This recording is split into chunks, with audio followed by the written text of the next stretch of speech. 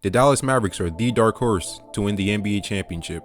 2 years removed from their Western Conference Finals run, they have put together a team that can go further than they did in 2022.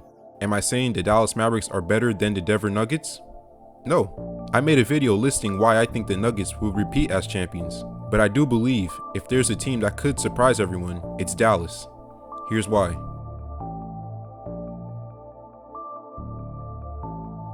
The last season, the Mavericks made one of the biggest moves at the trade deadline, trading away two key players on their Western Conference Finals run, Dorian Finney-Smith and Spencer Dinwiddie, and multiple draft picks to the Brooklyn Nets for Kyrie Irving.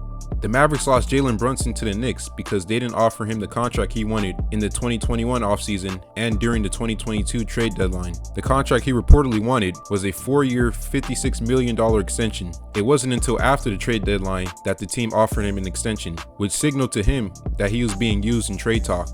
After leading the Mavericks to a 2-1 series lead without Doncic in the lineup against the Jazz in round 1, Brunson proved that he was able to be a first option on the team, and that's when the New York Knicks signed him that offseason to a 4-year, $104 million contract. The Mavericks had lost their second star and entered the 2023 season with Luka Doncic and the rest of the role players. Before Kyrie joined the team, the Mavericks were 0-7 without Doncic in the lineup. They hoped Irving would relieve the pressure off him and improve their 28-26 record at the time. But the exact opposite happened. A lot of losses and few wins. Top that with injuries to both stars and the two players barely playing on the court together, and you got yourself a team projected to be in the playoffs, not even making a play-in game.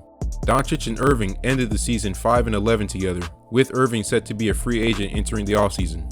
Defense was the Achilles heel for this team. When they made the conference finals in 2022, the Mavericks were a top 7 team in defensive rating, and fast forward to the end of the 2023 season, they were 21st in defensive rating. The teams that had a worse defensive rating than them all did not make the playoffs or even a play-in game. Trading away your best perimeter defender and lengthy 6-man to fill in the Brunson hole was looking like a big mistake, and pair that with the incidents Kyrie had in Brooklyn, Dallas looked like they were primed to throw away years of Doncic's career. So what changed? The Mavericks tanked. With a chance to get the final spot in the play-in tournament, the Mavericks decided to sit both Doncic and Irving for the final 2 games of the season and try not to get the 10th seed in the West. To even get the final spot, they would need the Thunder to lose their final 2 games of the season as well. Their choice of tanking the rest of the year was severely frowned upon, from being fined over $700,000 from the league themselves to being criticized in the media. The Dallas Mavericks are an absolute mess. It's an absolute mess. And Luka Doncic himself wasn't happy about the team's decision. I didn't like that decision. That's it. The Mavericks' decision was based off keeping their protected draft pick from the New York Knicks. See, if the Mavericks draft pick fell below the number 10 pick, it would have been sent to the Knicks. But to help their odds of the draft to stay in the top 10, they prioritized a worse seeding position. And after all the backlash Dallas got, their decision worked out, as the Mavericks got the 10th pick in the draft. And that pick turned out to be Derek Lively II out of Duke University. Pair that with the offseason acquisitions of Grant Williams, Dante Exum, Derrick Jones Jr., and Seth Curry, the Mavericks started the season rolling, winning 8 of their first 10 games, until the defensive Achilles came back. The Mavericks got back into their similar inconsistency slump from last season, and pair that with a series of injuries to Lively, Irving, and Exum, the Mavericks started to look a lot like the team we saw last season. That was until the trade deadline. The Mavericks traded Grant Williams, Seth Curry, and a first-round pick to the Charlotte Hornets for PJ Washington, and they traded Rashawn Holmes along with the first-round pick to the Washington Wizards for Daniel Gafford, a solid big man and a wing player to help out the defensive efficiencies of Doncic and Irving. The Mavericks appeared to be rolling throughout the trade deadline, winning 7 straight games along with the new acquisitions. Then they got into another slump, losing 5 of their next 6 games, and one of the losses came to this. Strus from midcourt. But since March 7th, the Mavericks have won 9 of the last 10 games, and at the time of this video, they've won 5 straight games. The team is gelling together and doing it at the perfect time.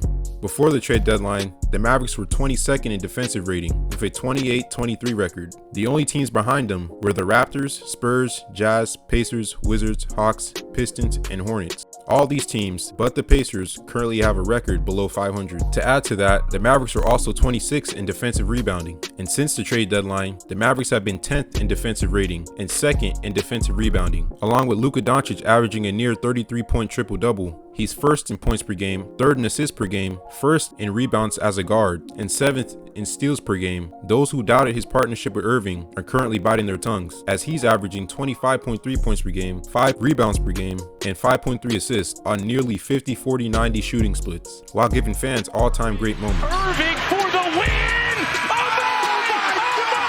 Daniel Gafford and Derek Lively are some of the most efficient big men in the game. Gafford recently made the second most consecutive shots without a miss, only behind Wilt Chamberlain, and is first in field goal percentage in the league. And Derek Lively is third in blocks and rebounds per game among rookies, and is first in field goal percentage among rookies. Along with getting great contributions from the role players, the Mavericks have undoubtedly set up themselves to be a formidable opponent for anyone in the playoffs. Am I guaranteeing the Mavericks will win a championship this year?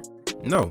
In fact, I can't even guarantee they'll make a conference finals appearance, and who knows if they'll even make the playoffs in the first place. What I am saying is that everyone in the Western Conference better keep an eye on this team. I wouldn't be shocked if they had a deep postseason run. With two of the greatest clutch time performers in the NBA, along with the right pieces around them, the Dallas Mavericks are the dark horse contenders for this season's NBA championship.